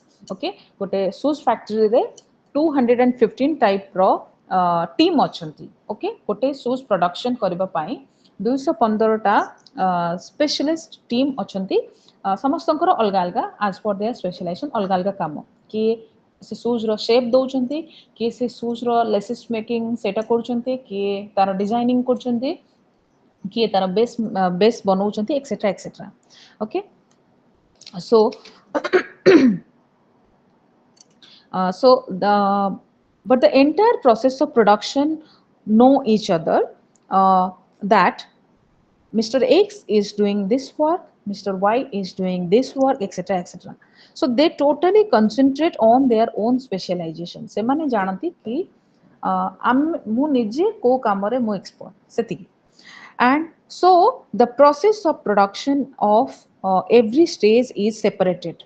Okay, because ସେମାନେ ଗଲେନି ନା କାହା ସାଙ୍ଗରେ କିଛି conversation କରିବାକୁ. ସେମାନେ only they are only stick to their only specialization, their work. Producing things, they are aware of each other. Okay, ସେମାନେ ଜାଣନ୍ତି କି ଏ टीम X ए काम करନ୍ତି कि ସେମାନେ shoes ର shape ଦିଅନ୍ତି, टीम Y से कौन करନ୍ତି laces making एतिକି ଜାଣନ୍ତି, but they don't have other communication, so they are getting alienated from the process of production. Okay, then alienation from the product, how is it how it happens. So the 215th number fellow, the last one, 215 जन अछंती ना, the last person विषय मु कहूची कि सेई fellow he is engaged in checking and counting. Okay, कि overall से जो तार डिजाइन टा केमती hazy. So he will do only that particular work, कि खाली से देखिबो कि लास्ट पर्सन से तार काम है ओनली चेक करिवो. सो द 215th फेलो ता पूर्वरु जो जनक अछंती से माने से 214th fellow, he cannot come to him and see the product what it looks, because capitalist ସମସ୍ତଙ୍କୁ ଅଲଗା ଅଲଗା specialization ରେ ବସେଇ ଦେଇଛନ୍ତି कि ତମେ ଏଟା करो से सेटा. capitalist means the factory who have assigned already their roles. तो 214th लोकर specialization अलगा, तार अलगा किछि काम अछि, but he is not able to come to the 215th person and see how he has produced or overall lastly se shoes ta kemiti dischi setiko se dekhi paribo nahi. So he can be able to see it in the showroom, because ता पाखेरा आउ सेतिके time नाही कि ता team को छाडी कि से पळेबो 215 team पाखु को देखिबा को, because ताको पूरा कडाकडी टाइमिंग संगे ताको फिक्स करा जाय छै एती घंटा वर्क ना, तो सी लास्ट पर्सन पाखक जीवा ता पाखरे भी टाइम नाही. So overall how the showroom look देखिबा पई ताको जीवा को पड़िबो showroom. So the fellow who produces regarding the process of product, the product goes as a brand name. से माने खाली जानते जे हमें नाइकी फैक्ट्री रे अछो, हमें production करूछु as a brand name, but labor they do not get any recognition se mane production kale but tanku kichi recognition millani. So this is alienation from the product. Then comes alienation from fellow human beings. Ta artha kono, he spends maximum of his time in industry and he doesn't meet his friends or family because totally ତାଙ୍କର time ଯୋଉ fix କରାହେଇଛି ସେ ତା ଭିତରେ extra time ନାହିଁ ଯୋଉଟାକି ସେ spend କରିବ ଯାଇକି ଫ୍ରେଣ୍ଡସ୍ ମାନଙ୍କ ସାଙ୍ଗେ। ତ ସେଇଟା ହେଉଛି alienation from the fellow human beings. So Marx, according to Marx, these three alienation processes are acceptable, but the fourth one, which is worst and it cannot be tolerated. What is the fourth one? That is alienation from oneself or from the self. ତା ଅର୍ଥ କ'ଣ? They only have to work and necessary time, no time or priority for the family. So they cannot enjoy, and there is no network, no interest, only they have to work for the capitalists and they have to no bargain. They are totally isolated from themselves, so they think no one can help them except God. Okay कि capitalist आमको ए type रो torture करूचंती तो तेणु करी one day भगवान आसीबे आमको help करिवे। So when they believe in God और religion then their problems are reduced. Then again they came back to the work. So Marx here calls the religion as an opium because se jetebale bhabuchନ୍ତି ki one day bhagwan asi ki eta karibe। okay, so their alienation is temporary. Then opium is the last option which they take when they know that God do not solve their problem. So God is giving false consciousness, so more deprivation and frustration. So Marxist doesn't believe in God. So he can, because here the person or the person he cannot use his personal intelligence or skill, he cannot be innovative, he doesn't have freedom because se only capitalist karo isara re tankaro directions re काम କରୁଛନ୍ତି। I'll give you a very one more example if you don't understand. Say for example आमे कहबा समस्तको घरे made आछुंती। Okay, सो समस्तको घरे suppose coming किसी गोटे festival आसुची, हम गोटे फेस्टिवल्स रे आमे कोन करछे कि घरर क्लीनिंग। ओके, सो क्लीनिंग पाई आमे पर डे से मेड रो आमे फिक्स करिछे काम से आसी करबो सकाळ 8 रु 10 टा। Okay, for 2 hours she is packed in our home. Okay, so 2 घंटा पर तार घर को जिबा कथा, बट कौन होची कि नेक्स्ट फेस्टिवल पाई आमे तो कोचे आज मते गोटे घंटा extra they so that more आ गोटे रूम रो क्लीनिंग हे जिवो। ओके, सो जेते बेले से करी कि जाउची बिकॉज़ ता एक्स्ट्रा घंटा देला ता माने 8 रु 11 रो बसेला तो जो एक्स्ट्रा घंटा देला सेते बेले कोन होची से ता निज घरे भी तार भी गेस्ट आछंती for the function. Okay, so से गोटे घंटा भितरे ता घर रो गेस्ट से भी पळेले तो तेणु करी सी एठी entire process of production alienation. She got the alienation from the process of production. ता मीन्स अर्थ होउची entire process of celebration. A function through जो सेलिब्रेशन प्रोसेस रे से एलिएनेट हैला। Then alienation from the fellow human beings. तार घर को जो गेस्ट आसले तांको भी मीट करि परलानी तो सेटा होची from the fellow human beings. And the last is alienation from the self. जेते बेले से भाबुची कि ए ओनर जगो मो बहुत टॉर्चर हेलेनी तो तेणु करी मोर भी सेलिब्रेशन मो टाइमिंग गला तो मो भी मो गेस्ट मानको मीट कर पालेनी एक्सेट्रा एक्सेट्रा। तो सेठी से लास्टली से कोन फेस करची कि alienation from the self. So this is what alienation or the process of alienation is। So you please for further clarification please read the Marxian text। Okay, so in this unit let's now talk about dehumanization of labor। So what is it here? How labor is dehumanized in the process of production। So following Adam Smith, Marx he distinguished in a commodity the two aspects. They have a use value and exchange value. I already spoke about use value, exchange value of commodity. Commodity kono, it's an article which can satisfy one or the other human's need. Is a use value, but a commodity is not just a useful article which is to be produced and sold in the market, but it is to be exchanged with other commodities. Okay, and surplus value what is it? Surplus value means the extra or profit which is being produced by the laborer or the working class for the credit of which goes to the capitalist. Okay, and then the capitalist they tries to increase the rate of surplus value which can be uh, achieved in two ways: the relative surplus value and the absolute surplus value. When we talk about the absolute surplus value, it is produced by prolongation of the working day. से जो आमे कहूचे कि से तांकर necessary labor time दे कि जोटा production कले. Okay, so then Marx also calls the formal subsumption of labor under capital. It's somewhere it's mentioned here in this book, formal subsumption of labor under capital. And so once capital has established its hold and has accumulated sufficiently, it may proceed to the real subsumption of labor when it starts transforming the process of labor, reorganize it, and it brings it on a new technological level. So here, this distinction is relevant to the ongoing debate, like about the dominant mode of production in India. So Marx, when he is critiquing or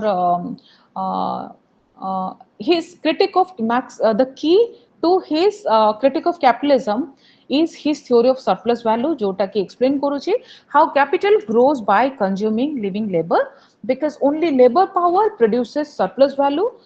Its exploitation is the basis of the capitalist system. But labor power is not only an economic factor as it appears in the calculations of the capitalist. So labor is not only the variable capital. And labor power, it is provided by living human beings who have their own needs and aspirations.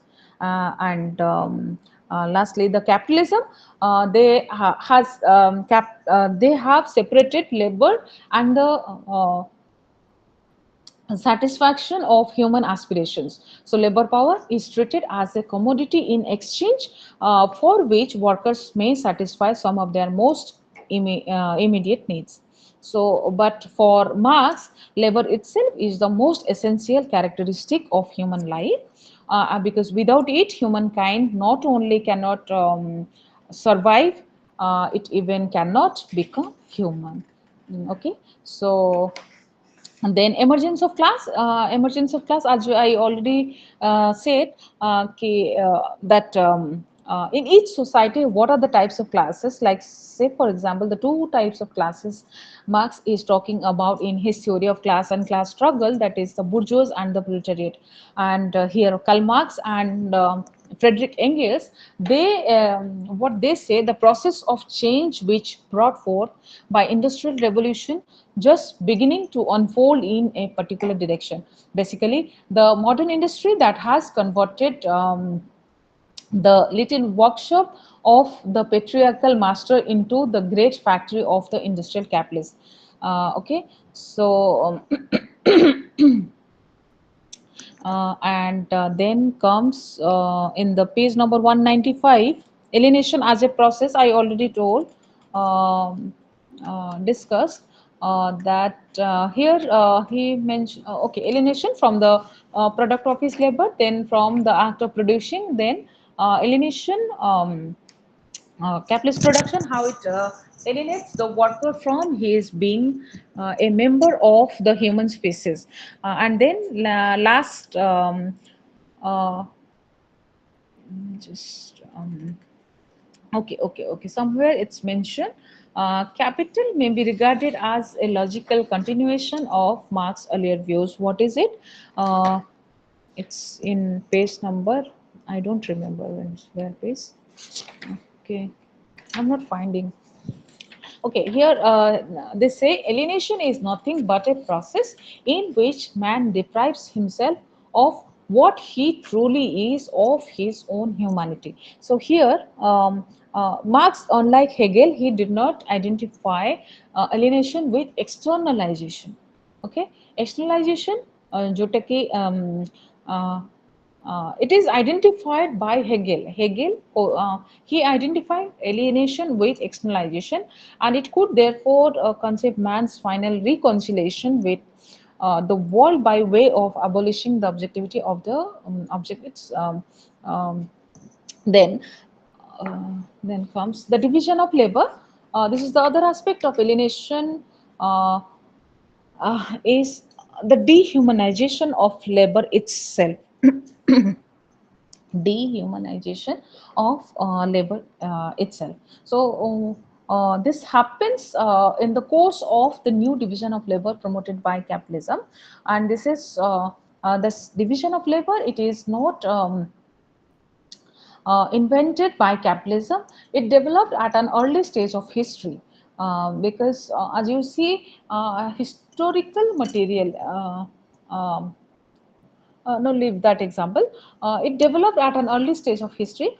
It is at the same time the source of material and cultural progress and of human alienation. So it creates the productivity of human labor. It makes it possible to produce a surplus, which again is the necessary condition for the development of culture, art, politics, and also religion. So in this section, here, uh, uh, just a sec.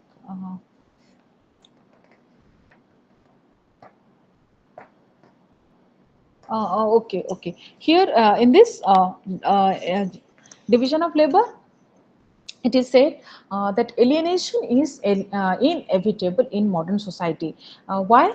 Because this is in the last section, somewhere it's mentioned that alienation is inevitable in modern society. Why? Because with the demand for better technology and rising consumerism, men will continue to be alienated in one form or the other. Uh, so increasing division of labor and emergence of specialists make men dependent on the product, because specialization helatu ame just gotte kamare we are attached. So increasing division of labor and the emergence of specialists make men dependent on the product, and it is not likely that this phenomenon of alienation will stagnate and retrogress. So alienation is an it's an objective condition which is inherent in the social and economic arrangement of capitalism. So it is impossible to explicate Marx's ideas about alienation from his sociological discussion of the division of labor, the evolution of private property relations, and the emergence of conflicting class. So, in the Marxian terminology, alienation is an objectively verifiable state of affairs uh, which is inherent in the specific social relations of capitalist production. Therefore, for Marx, the history of humankind is not only a history of class struggle but also of the increasing alienation of man. Okay, so this is about the theory of alienation, mm, or the concept of alienation, and the concept of dehumanization of labor. Okay, so I think it's clear to everyone. Um, if you have any doubt, you can ask me, or okay. So, okay, someone was asking me the book's name. That was by Raymond Aron. This book, name of the book is Main Currents in Sociological Thought. It's written in this material also, page number 200. Raymond Aron's book, that is Main Currents in Sociological Thought. This is uh, very it's a very thin book, which is it's like this is not original. This is like a commentary on the thinkers. This is a very good book. You can read. Uh, okay. So did you are you getting what I'm saying? What today I discussed? Sorry. Yes, ma'am. Okay, still, if you have any doubt, I'll be in touch in the group. I'll share the notes because right now I'm very busy, so I am not able to prepare the proper notes for you. And tomorrow is our last class. Yeah, if you got the notice, tomorrow is our last class. I'll be taking the block 5 and the three blocks are left, that is block 6, 7, 8, that I'll take after all your courses are over due to uh, this is in May. I think May they have fixed. So tomorrow I'll be taking block 5, then 6, 7, 8 I'll be taking it in May. The date is fixed already. Okay, uh, uh, so uh, did you understand the process of alienation and the other concepts of Karl Marx? See, you do one thing. I am giving you a very uh,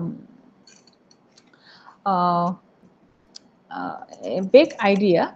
Just go through. If you are not getting from the books, just go through. Type in Google every thinker. Suppose the contributions of Karl Marx. You just go through whichever or translate it, whichever is uh, easy for you. You find from the book or no need. Uh, First, type the idea of Max Weber on Protestantism. Okay, this way. What is his contribution on in sociology? So there, his major works will come. So first read from there, then come to then read this text. So that will be easy because if you are not from socio background, uh, I think everyone is from socio. You all have done your graduation uh, with socio? No, ma'am. No, ma'am. Okay, No, okay. ma'am. Those who haven't read earlier sociology, so just go through, Google it, that Karl Marx contribution, sociological contribution. Okay, so here there you will find class and class struggle or historical material. So brief idea you will get from there. Then come and read this text because IGNOU material is best, but for the beginners, um, tiki problem. Wait.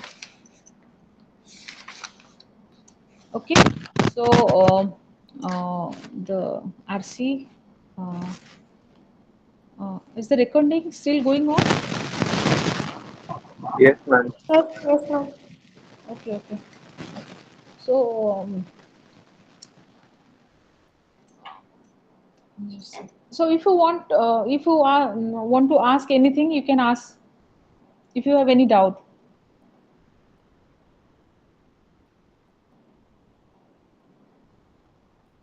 Ma'am definition ଆମେ କେତେଟା ଲେଖିବା ଗୋଟେ question answer ଦେଲା ବେଳେ? Okay definition actually ଯେତେବେଳେ ଆପଣମାନେ ଲେଖୁଛନ୍ତି କେଉଁ ବି ଥିଙ୍କର୍ସଙ୍କର ୟା ଫିର୍ କିଛି ବି କନସେପ୍ଟ ଆପଣ ଡିସ୍କସ୍ କରୁଛନ୍ତି at least try to give to definitions okay ଯାହା ବି ସପୋଜ ବେସିକ୍ କନସେପ୍ଟ ଅଛି ଆପଣଙ୍କର ବେସିକ୍ କନସେପ୍ଟ ଯୋଉ ବି କନସେପ୍ଟ ଦଉଛନ୍ତି ତା ଉପରେ ଦିଟା ସୋସିଓଲୋଜିଷ୍ଟ କ'ଣ କହୁଛନ୍ତି and how to write definition if you know it's okay and I'm sure everyone knows how to write a definition. Okay, suppose ko sociologist karo ame definition dauche, suppose MacIver, what he says on society. Okay, society is the system of usages and procedures, etc., etc. Jodi tankara definition totally mane achi, then write it in inverted comma.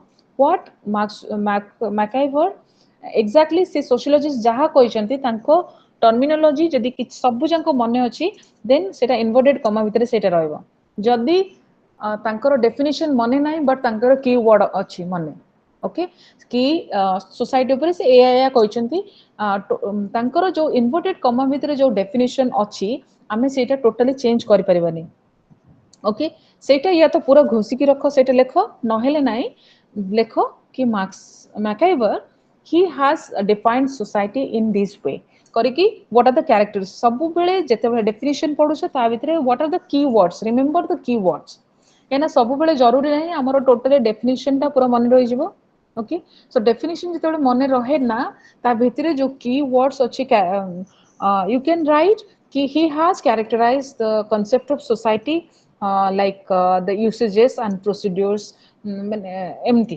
ମାନେ ଏଇ type ର ତ definition ସବୁବେଳେ at least ଦୁଇଟା ଦେବାକୁ ଚେଷ୍ଟା କର ସେଟା ହଉଛି ବେସିc way of writing and ସବୁବେଳେ while writing your answers first please find out what are the keywords in your question paper suppose the question is uh, discuss the process of objectification what effects does this have on the production process okay ये question आसिला ता भितरु how to write how to start your answer first write down discuss the process of objectification तामाने objectification ऊपर first गोटे paragraph दबाक पड़िबो then what effect does it have on the production process what is effect what do you mean by effect that you need to write and what effect does it have on the production process ଯେତେବେଳେ sometimes ପିଲା କୁହନ୍ତି କି ଏ question ର answer କଣ ମୁଁ ଲେଖିବି ମୁଁ ଜାଣି ପାରୁନି ସବୁବେଳେ ଦେଖିବାକୁ ଚେଷ୍ଟା କର ଏ question ରେ what are the keywords first underline it in your question paper then first explain करो keywords पूरा को अलगा अलगा explain करो कि एटा कौन तापर combine करो कि एई थिंकर एटा को वे रे कहचंती कि कोन सेई टाइप रो करिवो हैला Okay, ma'am. बुझिएला Yes, ma'am. Yes, ma'am. Okay okay so जदि आउ किछि डाउट अछि हमें ग्रुप रे we can discuss okay is it 8:30 I think it's 8:30 no and the recording is 8:38. okay okay so you can leave okay one by one you just leave Thank you, Okay, ma'am. ma'am. okay most welcome we'll see you tomorrow